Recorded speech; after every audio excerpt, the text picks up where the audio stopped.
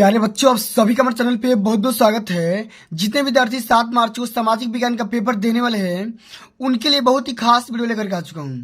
और बच्चों, इस वीडियो के माध्यम से मैं आप सभी को ये बताने वाला हूं सामाजिक विज्ञान के जितने भी यहाँ पे मोस्ट इंपोर्टेंट बहुविकल्पी प्रश्न बन सकते हैं उन सभी प्रश्नों को इस वीडियो के माध्यम से कवर करने वाले हैं, जो कि 7 मार्च को बोर्ड परीक्षा के पेपर में 100% पक्का पूछा जाएगा। आइए बच्चों, बिना टाइम वेस्ट किए वीडियो को शेयर करते हैं। उससे पहले वीडियो को लाइक कर देना, शेयर कर देना, चैनल पर नए हो तो सब्सक्राइब कर देना। आइए बच्चों, हमारा सबसे पहला क्वेश्चन पूछा गया है कि फ्रांसीसी क्रांति का प्रारंभ किस वर्ष हुआ था? सन 1788 ईस्वी में, सन 1790 में, सन 1789 में या सन 1787 में? तो बच्चों बताना है कि फ्रांसीसी क्रांति का प्रारंभ किस वर्ष हुआ था। तो ऑप्शन नंबर हमारा क्या हो जाएगा? सी बिल्कुल राइट आंसर होगा, सन 1789 ईस्वी में। ठीक ना, ऑप्शन नंबर हमारा तीसरा क्या हो जाएगा? बिल्कुल राइट आंसर हो जाएगा। ओके, चलिए आगे बढ़ जाते हैं। अगला हमारा क्वेश्चन ये पूछा जा रहा है कि जर्मनी का एकीकरण का श्रेय इनमें से किसे दिया जाता है?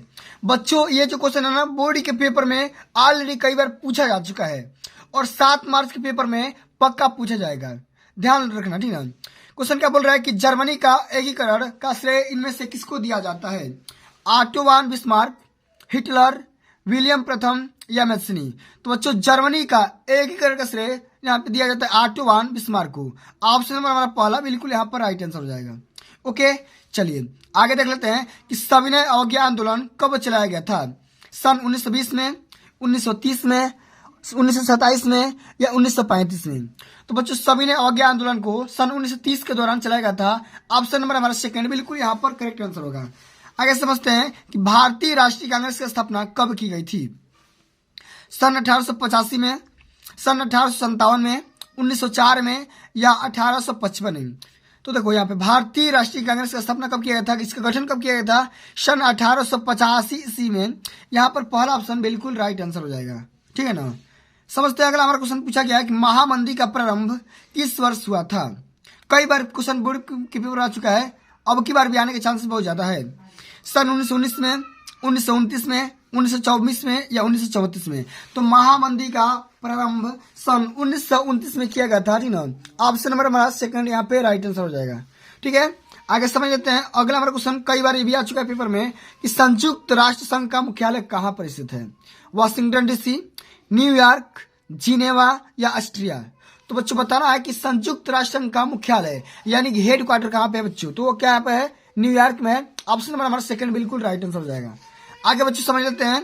अगला हमारा क्वेश्चन ये पूछा जा रहा है कि पुनर्जागरण की शुरुआत किस देश से हुई थी? रोम, ब्रिटेन, इटली या ऑस्ट्रिया? तो बच्चों देखो, पुनर्जागरण की जो शुरुआत की गई थी, स्टार्टअप किसको किया गया था? क्या हो जाएगा? इटली से किया गया था। कहाँ से भैया? इटली से किया गया था। पहला सॉरी यहाँ पे दूसरा ऑप्शन क्या हो जाएगा? राइट आंसर हो जाएगा। ठीक है ना, कपास की खेती के लिए कौन सी मृदा सबसे अच्छी मानी जाती है? काली मृदा, जलोढ़ मृदा, लाल मृदा या लेटेराइट मृदा? तो क्या हो जाएगा बच्चा? यहाँ पर कपास की खेती करने के लिए जो सबसे अच्छी मिट्टी मानी जाती है ना, उसको हम बोलते हैं काली मृदा। क्या हो जाएगा? काली मृदा। ऑप्शन नंबर हमारा पहला बिल्कुल यहाँ पर राइट आंसर हो जाएगा। ठीक है बच्चों, जितना क्वेश्चन बता रहा हूँ ना, सारे के सारे question very very most important question है, इसको तैयार कर लो। और 7 मार्च के पेपर में यही सब क्वेश्चन आएंगे भाई, इससे बाहर नहीं आएंगे। ठीक है ना, चलिए आगे बढ़ जाते हैं। पंजाब में भूमि निम्नीकरण का कारण क्या है? गहन खेती, अधिक सिंचाई, वन उन्मूलन या अति पशुचारण? तो मुझे बताना है कि पंजाब में भूमि निम्नीकरण का कारण क्या है। इसका रीजन है अति पशुचारण। क्या भैया? अति पशुचारण हो जाएगा। यहाँ पर चौथा ऑप्शन आप सभी का बिल्कुल राइट आंसर हो जाएगा। आगे बढ़ जाते हैं। इनमें से कौन सी रबी की फसल है? बच्चों, फसल से एक क्वेश्चन पक्का पूछा जाएगा, रबी हो चाहे वो खरीफ हो चाहे वो दलहन हो, एक क्वेश्चन फसल से पक्का पूछा जाएगा, इस बात की पूरी गारंटी है। बताना है कि रबी की फसल कौन है? चावल, चना, मोटे अनाज या कपास? तो बच्चों क्या हो जाएगा इसका राइट आंसर? इसका राइट आंसर क्या हो जाएगा बच्चों? यहाँ पर हो जाएगा चना। क्या हो जाएगा? चना हो जाएगा, जो कि रबी की फसल होगी। क्या होगी भैया? रबी की फसल होगी। सेकेंड ऑप्शन आप सभी का बिल्कुल यहाँ पर करेक्ट आंसर हो जाएगा। आगे बढ़ जाते हैं। कर्तन दहन कृषि, इसको हम झुम कृषि के नाम से भी जानते हैं। कर्तन दहन कृषि, झुम कृषि निम्नलिखित में से किस राज्य में पाई जाती है? उत्तर प्रदेश में, उत्तराखंड में, राजस्थान में या मिजोरम में? तो बच्चों बताओ जल्दी जल्दी कि कर्तन दहन कृषि यानी झूम कृषि कहाँ पर पाई जाती है, यानी किस राज्य में पाई जाती है। तो बच्चों इस वाले क्वेश्चन का राइट आंसर हो जाएगा यहाँ पे मिजोरम। क्या हो जाएगा भैया, मिजोरम हो जाएगा। यहाँ पे चौथा ऑप्शन आप सभी का बिल्कुल राइट आंसर हो जाएगा। ठीक है ना, सारे क्वेश्चन इंपॉर्टेंट है, सबको तैयार करना है। अगला हमारा क्वेश्चन ये पूछा जा रहा है कि झारखंड में स्थित कोडरमा निम्नलिखित में से किस खनिज का अग्रणी उत्पादक है। झारखंड में एक प्लेस का नाम है कोडरमा। क्या भैया, झारखंड में एक प्लेस का नाम है कोडरमा। बताना कोडरमा किसके लिए फेमस है, बॉक्साइट के लिए, लौह अयस्क के लिए, अभ्रक के लिए या तांबा के लिए। तो बच्चों बताना है कोडरमा किसके लिए फेमस है। इस क्वेश्चन का राइट आंसर क्या हो जाएगा बच्चों, इस क्वेश्चन का राइट आंसर हमारा हो जाएगा अभ्रक। क्या हो जाएगा बच्चों, अभ्रक हो जाएगा। ठीक ना, यहाँ पर तीसरा ऑप्शन बिल्कुल राइट आंसर हो जाएगा मेरे प्यारे बच्चों।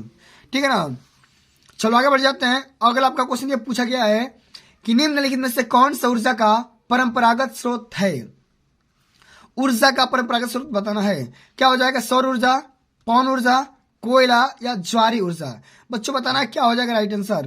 परंपरागत ऊर्जा का स्रोत बताना है तो क्या होगा, यहाँ पर सौर ऊर्जा होगा कि कोयला होगा कि पवन ऊर्जा होगा कि ज्वारी ऊर्जा होगा। यहाँ पर हो जाएगा कोयला। क्या हो जाएगा बच्चा, कोयला हो जाएगा। ठीक ना, चलिए आगे बढ़ जाते हैं। अगला हमारा क्वेश्चन ये पूछा जा रहा है, जरा ध्यान समझिएगा कि निम्नलिखित में से कौन सा उद्योग चूना पत्थर को कच्चे माल के रूप में प्रयुक्त करता है। एल्युमिनियम, चीनी, सीमेंट या मोटर गाड़ी। तो बच्चों बताना है कि ऐसा कौन सा उद्योग है, बिजनेस है जो कि चूना पत्थर को कच्चे माल के रूप में यूज करता है, प्रयोग करता है। तो बच्चों इसका राइट आंसर हो जाएगा सीमेंट। क्या हो जाएगा, सीमेंट हो जाएगा। तीसरा ऑप्शन आप सभी का बिल्कुल राइट आंसर होगा। आगे बढ़ जाते हैं कि निम्नलिखित में से कौन सा परिवहन साधन भारत में प्रमुख साधन है। माने भारत का सबसे प्रमुख साधन कौन है बताना है। पाइपलाइन, वायु परिवहन, रेल परिवहन या सड़क परिवहन। तो बच्चों भारत की अगर हम बात करेंगे ना तो भारत में सबसे ज्यादा का साधन चलने वाला है तो वो क्या है, सड़क परिवहन। क्या हो जाएगा, चौथा ऑप्शन आप सभी का बिल्कुल यहाँ पर राइट आंसर होगा। आगे समझ लेते हैं कि भारत में केंद्र शासित राज्यों की संख्या कितनी होती है। 7 मार्च के पेपर में सीधा छपने वाला प्रश्न है भाई। 7 मार्च को पेपर में सब पूरा छपेगा कि भारत में केंद्र शासित राज्यों की संख्या बताना है 9, 10, 8 या 7। क्या होगा बच्चों, बताना है कि केंद्र शासित राज्यों का नाम बताना भैया। क्या हो जाएगा, कुल मिलाकर 8 हो जाएगा। कितना हो जाएगा भैया, 8 हो जाएगा। ठीक ना, क्वेश्चन नंबर हमारा क्या हो जाएगा, 16 का 8वां नंबर यहाँ पर सत्य होगा। अगला क्वेश्चन ये पूछा गया कि भारत में मताधिकार की आयु क्या है। 21 वर्ष, 25 वर्ष, 20 वर्ष या 18 वर्ष। तो भारत में मताधिकार की एज क्या है भैया, 18 वर्ष हो जाएगा। बहुत सारे बच्चे इसका राइट आंसर जानते भी होंगे। ठीक है ना, चलिए आगे देख लेते हैं कि किसी देश के विकास को निर्धारित करने का आधार क्या है। स्वास्थ्य व शिक्षा का स्तर, प्रति व्यक्ति आय, व्यक्तियों का साक्षरता दर या उपयुक्त सभी। तो बच्चों बताना है कि क्या हो जाएगा, किसी भी देश के विकास को निर्धारित करने का जो आधार होता है, बेस होता है, यहाँ पे क्या हो जाएगा, उपयुक्त सभी हो जाएगा। क्योंकि भैया देखो शिक्षा का असर से भी कैलकुलेट करते हैं, प्रति व्यक्ति आय से भी कैलकुलेट करते हैं और साक्षरता दर कितना एजुकेशन पावर है, रेट है, इसके से भी हम ज्ञात करते हैं। ओके, चलिए आगे बढ़ जाते हैं कि विश्व व्यापार संगठन का मुख्यालय कहाँ पर है। न्यूयॉर्क में, जिनेवा में, पेरिस में या ओटावा में। तो बच्चों विश्व व्यापार संगठन ठीक है कहाँ पर है बच्चों, ये है जिनेवा में। कहाँ पर है, जिनेवा में है। यहाँ पे सेकंड ऑप्शन राइट आंसर होगा। आगे बढ़ जाते बच्चा कि टिहरी बांध परियोजना किस राज्य में स्थित है। पंजाब, गुजरात, मध्य प्रदेश या उत्तराखंड। जल्दी बताओ भाई क्या हो जाएगा राइट आंसर। टिहरी बांध परियोजना कहाँ पर स्थित है, तो बच्चे कहाँ पर हो जाएगा, ये आपको हो जाएगा उत्तराखंड में। कहाँ पर होगा, उत्तराखंड में हो जाएगा। चौथा ऑप्शन आप सभी का बिल्कुल राइट आंसर हो जाएगा। तो प्यारे बच्चों आज के लिए बस इतना ही। अगर ये वीडियो आप सभी को अच्छी लगी होगी, हेल्पफुल लगी होगी तो वीडियो को एक बार लाइक कर देना, शेयर कर देना, चैनल पे नए हो तो सब्सक्राइब कर देना। जल्दी मिलते हैं अगली वीडियो में, तब तक के लिए जय हिंद, जय भारत, वंदे मातरम।